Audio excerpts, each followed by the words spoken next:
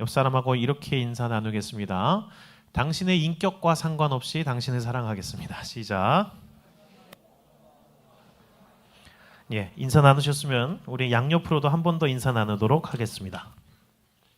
자, 양옆으로 앞뒤로 한 번 더 인사 나눌게요. 당신의 인격과 상관없이 당신을 사랑하겠습니다. 시작. 감사합니다. 이 시간 율법과 적용이란 제목으로 말씀 나눌 때 주님의 은혜가 여러분들 사이에 임하기를 주 이름으로 축원합니다. 2016년 1월 17일 경북 김천시 황금동에 개운사라는 절이 있었습니다.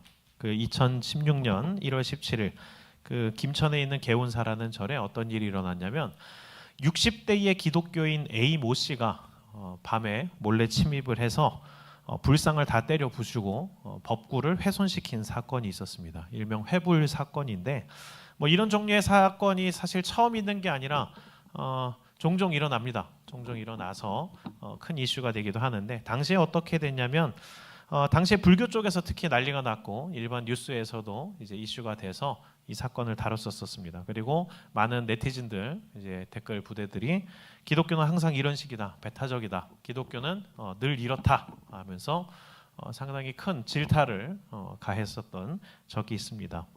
그 A 씨라는 분은 어떻게 됐냐면 결국 재물 손괴죄와 불법 침입죄 그리고 종교 방해죄로 이제 형을 선고받아서 징역 8개월을 선고받게 되었고요.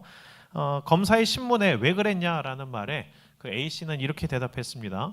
하나님이 말씀에 우상을 다 부숴버려야 된다라고 했다. 우상은 다 부셔야 된다. 하나님만 섬겨야 된다라는 말을 남겼습니다. 이런 사건에 대해서 여러분들은 어떻게 생각을 하십니까? 최근에 한 청년이 저에게 질문을 했습니다. 십계명 설교를 했었던 때쯤이에요.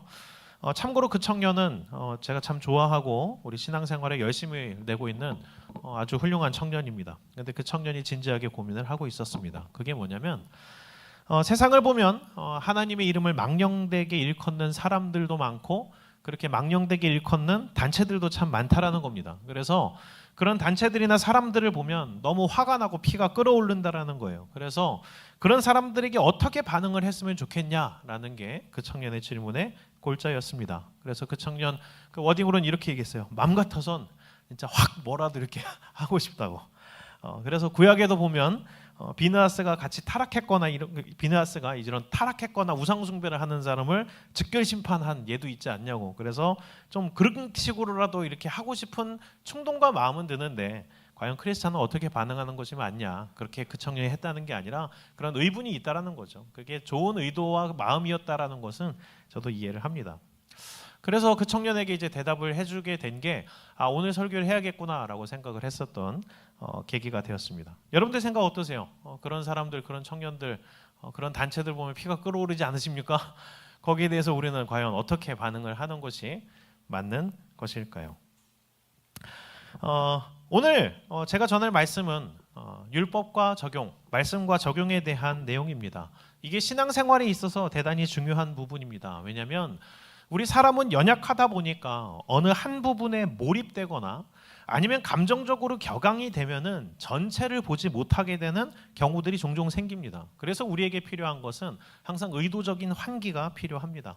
한 걸음 떨어져서 봐야 될 필요성이 있고요. 무언가를 결정하거나 무엇을 하기 전에 좀 냉정해질 필요가 있습니다. 그래서 오늘 의도적으로 구약을 달려오다가 멈추고 신약으로 왔습니다. 환기하자는 말입니다. 신앙의 균형과 신앙의 전체를 이 성경의 전체를 파악해서 주님의 온전한 뜻이 무엇인지를 알게 되는 오늘 이 시간이 되기를 바랍니다. 구약 성경을 한 번이라도 봤으면 알겠지만 그리고 율법서를 봤으면 알겠고 또 지난번 십계명 강의 때도 설교 때도 여러분들이 아시겠지만 분명히 성경에는 그렇게 명시가 되어 있습니다. 우상을 만들지 말라. 하나님의 이름을 망령되게 일컫지 말라. 안식일을 지키라. 너무나 선명하게 기록되어 있고 사건적으로도 하나님이 심지어 그런 실제적이고 물리적으로 우상을 섬기는 자를 벌하거나 타파했었던 것을 하나님이 기뻐하셨던 장면들과 사건들이 나옵니다. 뭐 찾아보면 너무 쉽죠.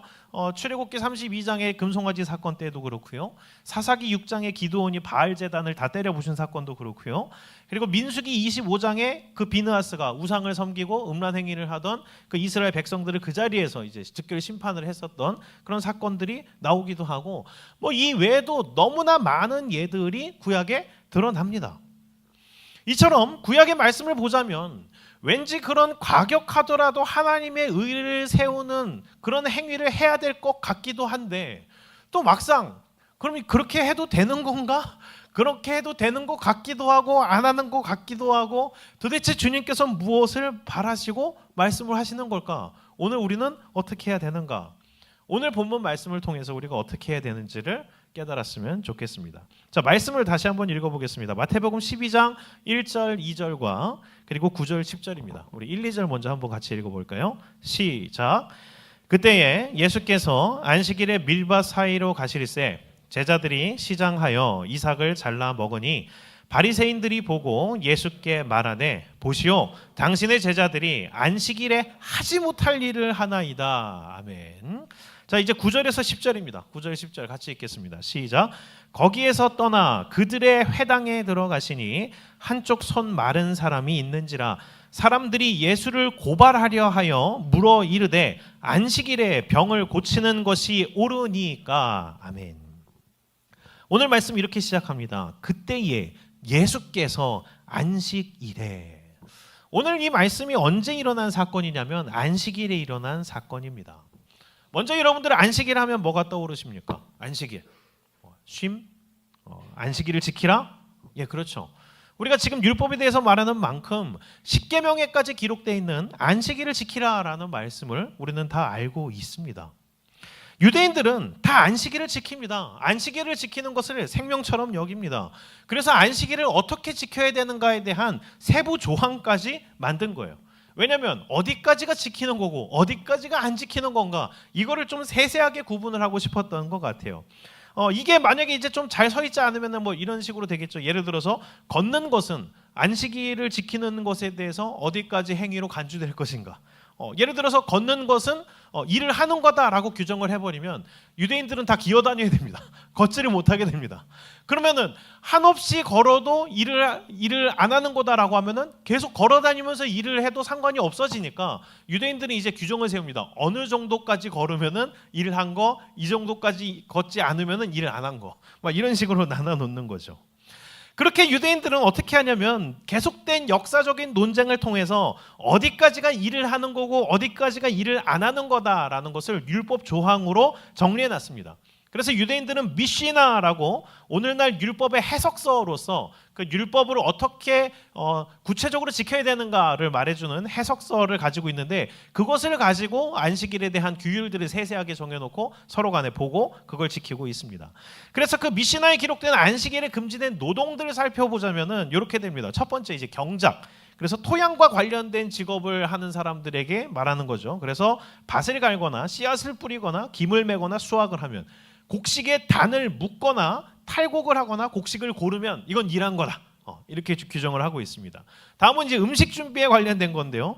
예를 들어서 반죽을 하거나 빵을 굽거나 요리를 하거나 불을 피우거나 물을 끓이는 것도 이것은 일을 하는 거다라고 규정을 해버렸습니다. 다음에 옷 만들기인데 실을 뽑거나 배를 짜거나 염색을 하거나 옷감을 이렇게 막 다듬거나 바느질을 하는 것도 다 일이다라고 했고요. 건축에 관련돼서는 이제 집을 짓거나 수리하거나 심지어 텐트 치는 것도 안 됩니다. 그러니까 유대인들은 캠핑 못 갑니다. 다 지어져 있는 캠핑 안에 들어가는 건 괜찮은데 가서 이 텐트 치면 안 되는 거예요. 이런 식으로 뭐 구멍 파기, 흙 나르기 이것도 안 됩니다. 필기에 관련된 것도 있는데요. 글씨를 쓰거나 글씨를 지우는 거 안 됩니다.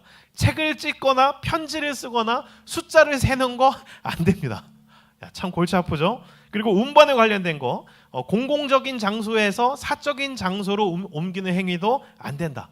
그리고 불을 끄거나 피우기 이것도 안 된다. 그래서 이게 현대에 적용돼서 전등의 스위치를 켜거나 끄는 것도 불을 켜거나 끄는 행위다라고 해서 스위치를 누르지 못합니다. 그래서 유대인들 그 이스라엘에 가면은 엘리베이터를 못 눌러요. 안식일에. 토요일에. 그래서 엘리베이터가 그냥 층마다 토요일이 되면 층마다 계속 쓰면서 돌아다닙니다. 그렇게 타고 다녀야 돼요. 그리고 뭐 망치질을 하는 거, 아니면 물건 판매하는 거 여러 가지 각 분야별로 대단히 세세하게 세분화되어 있습니다. 이제 여기서 뭐 참고로 의사라는 직업군에서는 그럼 어떤 행위들이 일하는 걸로 간주될까요? 약을 바르거나 몸에 손을 대서 문지르거나 아니면 붕대를 감아주거나 아니면 그런 일체의 치료 행위들이 전부 다 일을 하는 것으로 간주돼서 못하게 되어 있습니다. 이처럼 안식일의 규정들이 있는데 충격적이고 놀랍게도 오늘의 사건이 일어난 겁니다. 그게 무슨 일입니까? 예수님이 안식일을 어기신 겁니다. 예수님의 제자들이 안식일인데 먼저 어떤 일을 벌였냐면 너무 배가 고파서 지나가면서 곡식을 훑어서 곡식을 까서 먹었습니다. 곡식을 고르는 행위, 곡식을 까는 행위를 한 겁니다. 먹는 게 아니라 곡식을 까는 행위, 탈곡에 해당되는 행위라고 간주가 된 겁니다. 그리고 예수님은 어떻게 했습니까? 안식일에 병자를 고치신 겁니다. 이제 우리는 질문을 던져봐야 됩니다. 원칙상으로 따지면 예수님은 안식일을 어겼습니다. 율법적으로 따지면은 안식일을 어기는 것은 사실 보통 일이 아닙니다. 유대인들이 안식일의 규율을 어기는 데에 대해서 두 가지로 나누거든요. 그 두 가지로 나누는데 첫 번째는 경미한 위반에 해당되는 행위. 이것이 뭐냐면 의도에 있습니다. 실수로 개인이 어떠한 실수로 안식일의 규율을 어기게 됐을 때에는 그냥 경고나 회개, 반성 이 정도 조치로 끝납니다. 그런데 유대인들이 대단히 엄격하게 중대한 위반이라고 여기는 안식일을 어기는 행위는 뭐냐면 고의성입니다. 안식일이라는 것을 뻔히 알지만 돈을 벌기 위해 장사를 하는 행위, 이렇게 되면 추방을 당하거나 돌을 맞게 됩니다. 유대인인데도 불구하고 우리가 중히 여기는 안식일을 의도적으로 어겼다라고 해서 그 사람은 커뮤니티에서 추방됩니다. 아니면 돌을 맞아서 즉결 처형을 받을 수도 있습니다. 그런데 예수님이 어디에 해당합니까? 의도적으로 안식일을 어긴 행위에 해당되는 겁니다. 그러니까 이를 보고 바리새인들이 날뛰는 거죠. 예수, 너는 안식일을 어겼어. 자, 이제 어떻습니까? 바리새인들의 말이 맞습니까? 틀립니까? 바리새인들의 입장으로서 맞죠. 그들의 결론으로서는 그래서 예수를 죽이거나 추방해야 된다라고 얘기를 하고 있습니다. 자, 그러면은 우리는 여기에 대해서 어떻게 반응을 해야 될까요? 문제가 참 어려워지죠. 안식일에 예수님은 병사를 치료했는데 그것은 율법을 어긴 행위가 되고 이걸 해야 되냐 말아야 되냐. 이 안식일을 지키는 게 사실 대단히 어려워진 데에는 이유가 있습니다. 안식일을 지키는 것이 대단히 어려워지고 복잡해진 이유는 우리의 죄악 때문입니다. 인간들이 그렇습니다. 항상 본질보다 자기들이 세워놓은 규율들을 더 중시 여기려고 합니다. 따지고 계산하기 좋아하는 우리가 이 안식일과 율법을 지키는 부분에 대해서 결론을 내리기 전에 먼저 생각해야 될 것이 있습니다. 오늘 이 질문에 대해서 대답하기 전에 먼저 생각해야 되는 것, 그것이 무엇인가? 안식일을 지키는 것이란 것은 도대체 진짜 무엇인가? 하나님께서는 안식일에 쉬어라, 그 추가적인 설명으로서 얘기하는 것에선 있지만 하나님께서 말씀하시는 것은 안식일을 지키라라는 거였거든요. 그렇다면 그 안식일을 지킨다라는 것은 그 본질된 안식일을 지키는 것의 뜻이 무엇인지를 우리는 알아야 합니다. 안식일을 지키는 데 있어서 하나님께서 말씀하신 것의 두 가지 핵심은 그거였어요. 첫 번째는 말 그대로 쉬라는 것이었어요. 그리고 두 번째는 하나님을 예배하라는 것이었습니다. 그런데 이 두 가지가 갖고 있는 성격이 있습니다. 쉬어라, 하나님을 예배하라. 이것이 무엇을 위한 것이고 무엇을 목적한 겁니까? 사실 이 두 가지는 모두 다 우리에게 좋은 것입니다. 하나님은 우리가 안식일을 통해서 몸과 마음의 회복을 얻고 하나님과 연결되어 영적인 회복을 얻으라고 안식일을 우리에게 주셨습니다. 그냥 단순히 쉼 자체가 뭔가 어떠한 규율과 율법으로서 어떻게 하라는 게 아니라 하나님은 안식일을 주신 목적이 뭐였냐면 우리를 쉬게 하고 싶고 우리를 회복하고 싶어서. 그러니까 안식일의 본질된 목적은 무엇이냐면 회복입니다. 우리가 영적으로 육적으로 회복하는 것. 그래서 예수님께서 말씀하셨죠. 마가복음 2장 27절 우리 함께 읽어볼까요? 읽습니다. 시작. 또 이르시되 안식일이 사람을 위하여 있는 것이요 사람이 안식일을 위하여 있는 것이 아니니. 아멘. 그렇습니다. 안식일은 하나님께서 우리에게 주신 선물입니다. 안식일은 하나님께서 우리에게 주신 은혜입니다. 그런데 그 귀한 선물이자 은혜인 안식일을 인간들은 자기의 의를 자랑하기 위해 율법의 덩어리로 만들어 놨습니다. 나는 안식일을 지킨 거룩한 성인, 너는 안식일을 어긴 죽어야 될 죄인, 이거 나눠놓고 싶어서 더 세세하게 많이 훨씬 더 많은 규정들을 세세하게 해놓고 너는 지켰어 못 지켰어 이거를 따지고 싶어 하는 겁니다. 이것은 안식일을 지키는 것에 대해 변질이 일어났다고 볼 수가 있습니다. 예수님은 이 안식일의 의미와 의도를 모르는 채로 율법주의적으로 법법거리는 이 바리새인들에게 제대로 안식일이 무엇인지에 대해서 교육을 하십니다. 그게 우리가 읽었던 말씀입니다. 그래서 예수님께서 무엇을 바리새인들에게 교육하시는가? 첫 번째, 바리새인들에게 이걸 질문을 하는 거죠. 야, 니네들 법 참 좋아한다. 그렇게 법 좋아하면 그래, 한번 예를 들어보자. 니들이 그렇게 존경에 맞지 않는 다윗, 그 다윗은 제사장만 먹어야 되는 떡을 먹었다. 자, 이제 어떻게 생각해? 그들에게 있어서 다윗은 하나님께서 공식적으로 인정한 하나님 마음에 합한 자예요. 자기들이 존경에 맞지 않는, 한국인으로 치자면 뭐 이순신 그 이상으로 가는 놀라운 존경의 대상이에요. 흠이 없다 생각하는 사람이에요. 그런데 그 다윗이 대놓고 이 성전에 있는 규율을 어긴, 율법을 어긴 예가 분명히 있는 거예요. 그러니까 유대인들이 어떻게 합니까? 말을 할 수가 없어요. 대답을 못 합니다. 아, 그러네. 다윗이 율법을 어겼네. 거기에 대해서 대답을 못 하죠.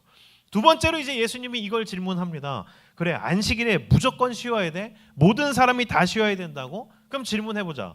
제사장들은 성전 안에서 안식일에 일을 하니 안 하니? 제사장들 일하거든요.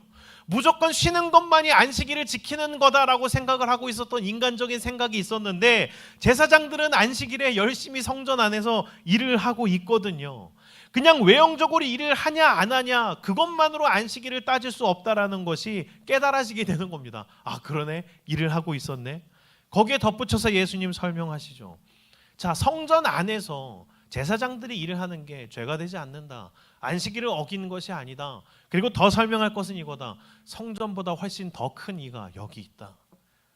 그 안식일을 지키라고 우리에게 제정해 주신 분, 성전보다도 더 큰 권세와 더 큰 권한과 더 큰 은혜와 사랑으로 우리에게 말씀하시는 분, 예수 그리스도. 예수님은 자신이 하나님이시다라는 것을 백성들에게, 바리새인들에게 알려주고 있는 겁니다. 마지막으로 세 번째, 이것을 얘기합니다. 너희들 그 선지자를 통해서, 분명히 그 호세아 선지자를 통해서 이 말을 듣지 않았냐? 하나님께서 자비를 원하고 제사를 원하지 아니하신다. 이 말씀의 의미가 무엇이냐? 그렇습니다.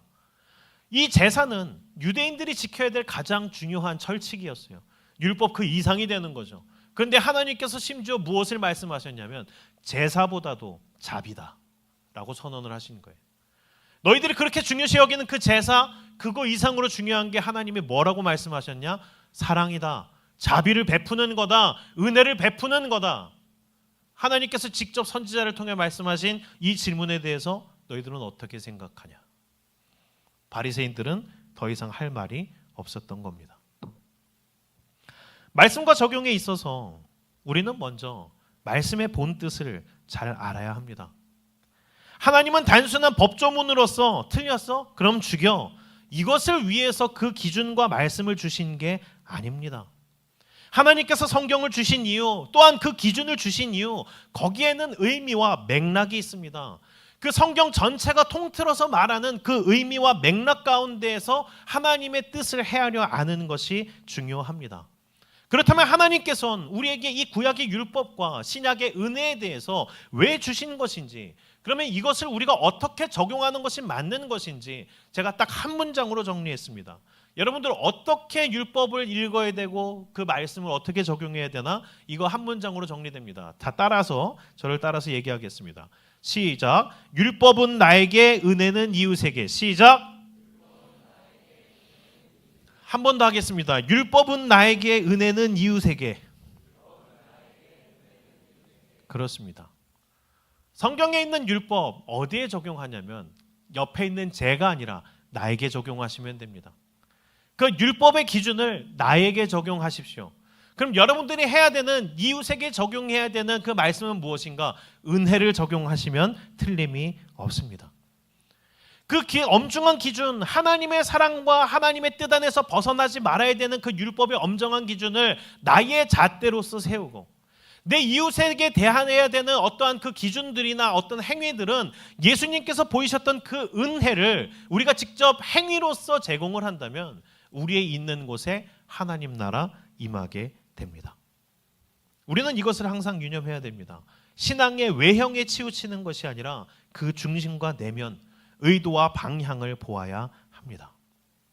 오늘 말씀 후반에는 그러한 상황들이 펼쳐집니다. 이 외형과 내형의 부딪힘, 그리고 신앙의 진정한 뜻과 신앙의 외적인 모습들이 얼마나 달라지는지를 이 바리새인과 예수님의 대화를 통해서 보시면 좋겠습니다. 자, 안식일 논쟁을 그렇게 바리새인들과 이 세 가지 질문으로 끝내버리신 후에 예수님은 뭐 하시냐면 회당으로 들어가서 말씀을 가르치십니다.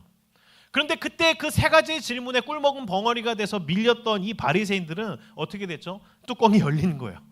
그때 지고 맞아, 생각해보니까 그래, 이렇게 숙이고 들어가는 게 아니라 자존심 상해, 예수님한테 당했어, 예수 때문에 못 살겠어 하면서 끝까지 쫓아가서 그 회당에까지 쫓아가서 예수를 관찰하고 있습니다. 어떻게 하고자 함이죠? 어떻게든 흠을 잡고 싶어서. 말씀을 들으려고 그 자리에 있는 게 아니라 똑같이 회당에서 말씀을 예수님이 가르치시는데 누구는 은혜 받는데 누구는 날카로운 눈이 돼서 예수 어떻게 실수하나 보자 이러면서 이를 바득바득 깔면서 갈고 있는 거예요. 근데 마침 그때 바리새인들 눈에 한 사람이 보입니다. 뭐냐면 한쪽 손이 마른 사람, 한쪽 팔에 장애를 가지고 있는 사람이 눈에 들어왔습니다. 그래서 바리새인들은 어떻게 하냐면 그 사람을 이렇게 바라보고 그 사람을 주위에 쓰면서 일부러 손을 들고 예수님의 시선을 집중시키면서 질문을 하는 거죠. 예수님, 예수님 막 열심히 가르치고 있었는데 마치 이 설교 시간에 갑자기 손을 드는 것처럼, 예수님, 안식일에 병을 고치는 것이 옳습니까? 이 질문을 한 거예요. 이것은 대단한 계략을 담은 질문입니다. 뭐죠? 예수님께서는 이미 안식일에 수많은 사람들의 병을 고치셨던 전적이 있습니다. 그래서 여기서 이 질문에 수많은 사람들이 보고 있는 가운데에서 공식적으로 예수님이 안식일에 병을 고쳐도 된다라고 말씀을 하시면 이건 예수님이 의도적으로 안식일을 어기라고 가르친 스승이 되어버리는 겁니다. 그러면 이 유대인 커뮤니티 가운데에서는 이 예수님은 그런 안식일을 어기라고, 율법을 어기라고 가르친 자가 되어서 공식적으로 돌을 맞게 됩니다. 예수님은 그 자리에서 직결 처형을 당할 수도 있는 상황이 돼버리는 거예요. 그런데 만약에 여기서 아니다, 안식일을 지켜야 된다라고 말하면 이 사람들은 방금 전에 그 일을 겪었잖아요. 당신의 제자들이 아까 안식일을 어겼지 않소? 스승이란 자가 제자들을 잘못 가르쳐서 안식일을 지켜야 된다라고 아는 사람이 그래? 어떻게 그럴 수 있어? 하면서 비난을 받게 되는 거죠. 예수님으로서는 어느 대답을 하더라도 난감해질 수 있는 그런 무서운 함정을 담은 질문이 바로 그 질문이었던 겁니다. 어떻습니까? 오늘 여기서 우리는 이 안식일을 지키는 것에 관련해서 전혀 다른 중심으로 이 안식일을 대하고 있는 집단을 볼 줄 알아야 됩니다. 지금 바리새인들은 겉으로는 뭐죠? 하나님의 정의, 율법을 지키는 것처럼 얘기했어요. 안식일을 지켜야 됩니다. 안식일은 너무나 중요해요. 하나님 나라의 정의를 위해서 안식일을 반드시 지켜야 돼요. 이런 의도로서 질문을 한 게 아니라 사실 그들의 의도는 뭐였죠? 안식일을 지켜야 됩니까? 말아야 됩니까? 라고 그들이 했던 질문의 의도는 살인입니다. 예수를 죽이고 싶어서, 예수를 망신 주거나 죽이고 싶어서 율법을 도구로 사용하고 있는 겁니다. 그렇게 바리새인들은 안식일을 어겼는가 안 어겼는가를 따지면서 예수를 죽이려고 율법을 이용할 때 예수님은 어떻게 하십니까? 질문을 바꿔서 다시 던집니다. 그래, 좋은 질문이다. 그런데 그 전에 네가 대답해야 될 게 있다. 어떤 걸 질문하죠? 안식일에 선을 행하는 것이 옳으냐, 악을 행하는 것이 옳으냐.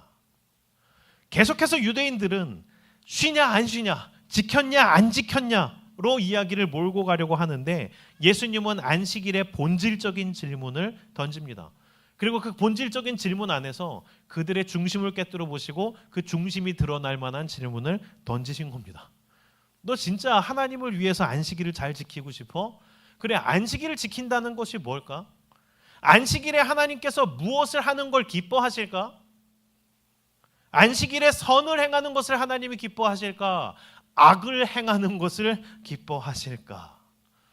그들이 대답을 쉽게 못합니다. 여기서 예수님은 반박할 수 없는 예까지 드십니다. 뭐냐면, 자, 네가 양떼를 몰고 가다가 한 마리의 어린 양이 새길에 빠져서 물에 빠져서 죽게 됐다. 너 구할 거냐 안 구할 거냐?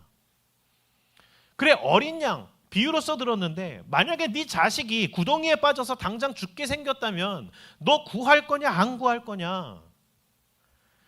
사랑하는 자식이나 자기가 사랑하는 반려동물이나 자기가 사랑하는 누군가가 물에 빠져서 죽을 위험에 처해 있을 때, 오늘 안식일이야, 줄로 끌어올리면 안 돼. 오늘 안식일이야, 수영하면 안 돼. 오늘 안식일이야, 줄을 던지거나 끌어올리면 안 돼. 이거 계산하는 사람은 없습니다. 왜죠? 자기의 사랑하는 자기의 생명과 같은 자식이 죽어가는데 누가 그 율법의 외형을 계산하고 있겠습니까? 그리고 사실 율법적으로도 생명의 위기가 달린 상황 가운데 하는 행위들을 노동으로 치지 않습니다. 그래서 예수님은 그걸 말씀하신 겁니다. 안식일에 행하셨던 그 모든 치유 사역은 일을 하는 의료 행위에 속하는 노동이 아니라 고통에 빠진 사랑하는 자녀들을 구하는 구조의 일이다. 난 지금 생명을 건지는 일들을 하고 있는 거다. 이게 예수님의 결론입니다. 이제 이어서 예수님이 되게 재밌는 일을 벌이십니다. 바리새인들은 두 눈 뜨고도 보면서 할 말이 없게 돼요. 우리 마태복음 12장 13절을 한번 읽어보도록 하겠습니다. 12장 13절 같이 읽습니다. 시작. 이에 그 사람에게 이르시되 손을 내밀라 하시니 그가 내밀매 다른 손과 같이 회복되어 성하더라. 아멘. 예수님은 이번에 손 마른 자를 고치실 때 나아라, 회복되어라 와 같은 치료의 행위에 들어가는 말을 전혀 쓰시지 않았습니다. 어떻게 말씀하셨냐면 헬라어로 케이르, 손을, 에크테이노, 뻗어라, 내밀어라, 그냥 이렇게만 말씀하신 거예요. 무슨 말이냐면 이거예요. 야, 손 내밀어 봐봐. 야, 손 봐봐. 손 내밀어. 그냥 이것만 말씀하신 거예요. 그랬더니 어떻게 됐습니까? 그 손 마른 자가 손 내밀라고요? 네 해서 내밀었더니 이미 다 나은 거예요. 자, 어떻게 됐습니까? 예수님은 일을 하셨지만 일을 하시지 않았습니다. 이 가운데서 바리새인들이 할 말이 없는 거예요. 예수님은 분명히 일을 하셨지만 일을 하시지 않았어요. 나아라 하시지 않았고 손을 만져보시지도 않았고 치료의 행위에 해당하는 그 어떤 뉘앙스도 풍기지 않았습니다. 그냥 손 마른 자에게 야, 손이 아파? 손 내밀어봐. 괜찮은데? 이렇게 된 겁니다. 모두가 예수님께서 고치신 것을 알지만 누구도 예수님께 뭐라 할 수 없는 상황이 펼쳐진 겁니다. 우리 주님 참 재밌습니다. 이 압도적인 능력과 은혜 앞에서 모두가 할 말을 잃게 될 수밖에 없었습니다. 이제 중요한 게 나오죠. 뭐냐면 예수님이 이렇게까지 설명하고 가르치시고 말씀을 하시고 보여주셨으면 그 놀라운 어마어마하지 않습니까? 치료하기 위해 치료되어라도 아니에요. 뭘 만지는 것도 아니고 바르는 것도 아니에요. 그냥 손 봐봐. 다 낫네. 괜찮네. 이거 가지고 치료하시는 그 놀라우신 하나님이신 예수님이심을 보여주고 나타냈으면 무릎 꿇어야 되는 거 아닙니까? 근데 바리새인들은 어떻게 됐죠? 자기 의와 자기 고집, 자기 질투심, 자기로 가득 찬 상태예요. 반성이 없습니다. 예수님께서는 그렇게까지 가르치시고 이제는 그 바리새인들과 그 사람들이 있었던 지역을 떠나서 치료 행위를 하러 가시는데 바리새인들은 이때 어떻게 하냐면 따로 모입니다. 안식일에. 그래서 모여서 뭐 하냐면 예수 때문에 또 망신당했어. 젠장. 내가 반드시 죽여버릴 거야. 야, 좋은 방법 없어? 야, 바리새인들 다 불러. 똑똑한 애들 다 불러. 어떻게 해야 예수를 죽일 수 있어? 이 살인회의를 하고 있는 겁니다. 겉으로는 율법을 잘 지키겠다, 하나님의 정의를 지켜내겠다 길길이 날뛰었는데 그들이 정작 모여서 하는 일은 무엇이었습니까? 살인회입니다. 누구를 어떻게 죽일까 회의하고 있는 겁니다. 안식일에 일을 하지 않는다면서 회의하고 있는 겁니다. 이 정도로 열심히 회의했으면 사실 뭐로 쳐야 되죠? 일하는 걸로 쳐줘야 됩니다. 그들은 예수님 죽이겠다고 살인회의를 하고 있습니다. 그렇게 바리새인들은 살인회의를 하고 예수님은 무엇을 하시는가? 우리 12장 15절 같이 읽도록 하겠습니다. 12장 15절 같이 읽습니다. 시작. 예수께서 아시고 거기를 떠나가시니 많은 사람이 따르는지라 예수께서 그들의 병을 다 고치시고. 아멘. 예수님은 아예 그 지역을 떠나가셨어요. 아마도 이방인 지역으로 가신 것 같아요. 안식일에 더 이상 유대인 커뮤니티에서 시끄럽게 하지 않으려고 떠나가셔서 안식일에 열심히 일하십니다. 헐벗고 굶주리고 고통 속에 있는 자녀들에게 평안을 주시려고 하나님이신 예수님은 안식일에도 쉬지 않고 열심히 일하십니다. 안식일 사건을 마무리하면서 이 예수님의 모습을 보고 경험했던 마태는 구약의 이사야가 예언했던 그 메시아를 떠올리며 그 말씀을 기록합니다. 예수님은 어떤 분이신가? 우리를 위해 이 땅에 오신 메시아는 어떤 분이신가? 우리가 찬양 가사로도 익히 아는 그 부분입니다. 우리 마태복음 12장 18절에서 21절까지를 우리 다시 한번 같이 읽어보겠습니다. 마태복음 12장 18절에서 21절 같이 한 목소리 읽어볼까요? 시작. 보라, 내가 택한 종 곧 내 마음에 기뻐하는 바 내가 사랑하는 자로다. 내가 내 영을 그에게 줄 터이니 그가 심판을 이방에 알게 하리라. 그는 다투지도 아니하며 들레지도 아니하리니 아무도 길에서 그 소리를 듣지 못하리라. 상한 갈대를 꺾지 아니하며 꺼져가는 심지를 끄지 아니하며 심판하여 이길 때까지 하리니 또한 이방들이 그의 이름을 바라리라 함을 이루려 하심이니라. 아멘. 아멘. 예수님은 다투지도 아니하시고 들레지도 아니하십니다. 상한 갈대를 꺾지 않으시고 꺼져가는 심지를 끄지 아니하십니다. 하나님을 믿는다는 바리새인들이 하나님의 정의와 공의를 세우겠다며 율법을 내세워서 사람들을 돌로 치고 이제 예수마저 죽이겠다고 달려듭니다. 그런데 그 가운데에서도 예수님은 심지어 그 바리새인들에 대해서도 심판을 참으십니다. 우리는 이 부분이 이해가 가지 않습니다. 저 반성 없고 심지어 예수님에 대해서 계략을 꾸미는 그 악한 바리새인 정도는 심판하셔야 되는 거 아닌가?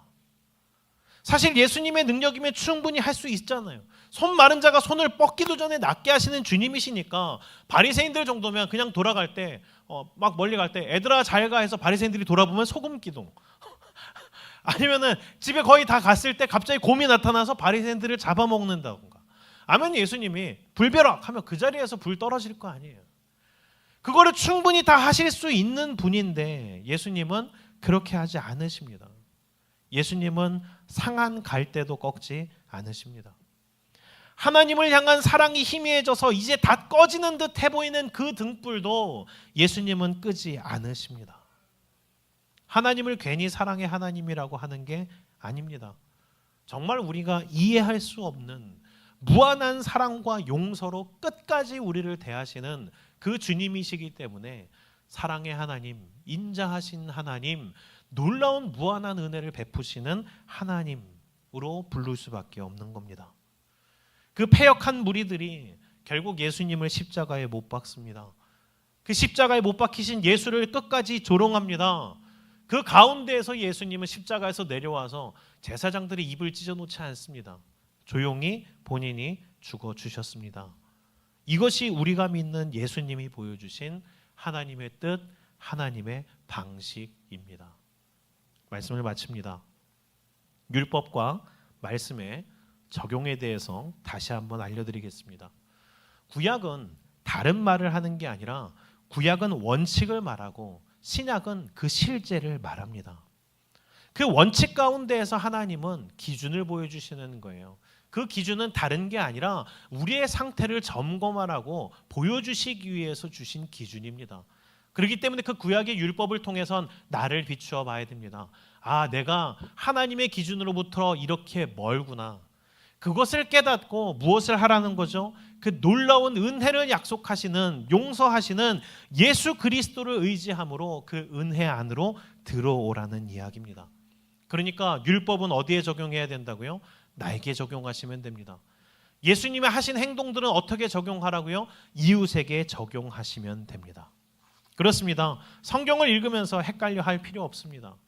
은혜의 때를 살아가는 우리의 행동 기준과 양식, 그것은 사실 신약에 다 있습니다. 우리가 헷갈려 할까봐 하나님이신 예수님께서 직접 다 보여주셨습니다. 예수님의 하신 말씀, 예수님의 행하신 모습들, 예수님의 섬김의 자세들, 초대교회 예수께 배운 제자들이 행했던 그 모든 모습들이 우리의 실제적인 우리가 해야 될 행동의 강령들입니다. 생각해 보십시오. 예수님의 제자들이 온 세계에 그 복음을 전할 때, 그 복음을 전하면서 제자들이 신전을 테러한 모습을 본 적이 있습니까? 바울이 아세라 신전에 폭탄을 터뜨렸더라. 베드로가 바알 신전에 가서 도륙하여 이르되, 이런 거 보신 적이 있습니까? 예수 그리스도의 제자들은 하나같이 예수님을 닮았습니다. 오직 기도와 말씀으로 끊임없이 사람들을 만나고 섬기며 복음을 전하고 제자를 삼았습니다. 그러나 그것이 결국 어떻게 됩니까? 다툼과 싸움과 테러로 교회를 세운 게 아니라 사랑과 섬김과 예수 그리스도의 은혜로 복음을 전했던 제자들은 온 세계에 교회를 세우고 그들 스스로가 우상 신전을 허물고 교회를 세우게 만들었습니다. 홍콩에 가면은 꼭 가봐야 될 관광지 중에 도풍산 교회라고 있어요. 이 도풍산 교회는 원래 옛날에는 불교 사찰이었습니다. 근데 이곳이 왜 교회가 됐을까요? 1890년에 노르웨이의 선교사 칼 라이켈트라는 사람이 1890년경에 이 도풍산에 들어옵니다. 이 라이켈 선교사는 어떻게 하냐면 예수 그리스도를 모르는 그 사람들이 너무나 불쌍하다. 그 사람들에게 어떻게 복음을 전할까 고민을 하다가 이렇게 합니다. 본인이 머리를 깎고 도풍산에 들어갑니다. 그 절에 들어가서 스님들을 만나서 이렇게 얘기합니다. 여러분들이 중시 여기는 그 불교에 대해서 배우고 싶습니다. 가르쳐 주십시오. 그래서 불경에 대해서 배우고 이젠 제가 알고 있는 예수 그리스도에 대해서 여러분들과 나누기를 원합니다 하면서 복음에 대해서 가르쳐 줍니다. 그렇게 약 32년간 함께 있으면서 불경을 배우고 복음을 가르쳐 줍니다. 어떻게 됐을까요? 거기에 남은 마지막 한 명의 승려마저 기독교로 개종하면서 그곳은 교회가 되어버렸습니다. 그래서 그곳은 세계에 없는 불교 사찰의 모습을 했지만 교회인 도풍산 교회가 되어버렸습니다. 우리가 해야 되는 일은 그겁니다. 불상을 부신다고 그 사람들이 예수를 믿지는 않습니다. 그런데 우리가 사랑과 섬김으로 예수 그리스도의 은혜로 감화시키면 그들 스스로 예수 그리스도의 십자가를 붙들게 됩니다. 같은 성경을 가지고 누구는 남을 죽이는 데 씁니다. 근데 같은 성경을 가지고 예수 그리스도와 제자들은 사람을 살렸습니다. 이렇게 구분하시면 돼요. 내가 율법주의적인 바리새인인지 아니면 예수 그리스도의 은혜를 붙들고 사람인지 이것을 어떻게 구분하냐면 이렇게 보시면 아주 간단하게 결론 지어집니다. 내가 누구를 죽이려고 하는지를 보시면 됩니다. 그 말씀으로 나를 죽이고 너를 살리는 사람, 예수 그리스도의 사람입니다. 그런데 내가 살고 너를 죽이려는 사람, 사단을 닮은 사람입니다. 우리가 죽고 예수 그리스도를 높이고 이웃을 살리는 놀라운 하나님의 은혜를 붙드는 사람들 되시기를 주의 이름으로 축원합니다.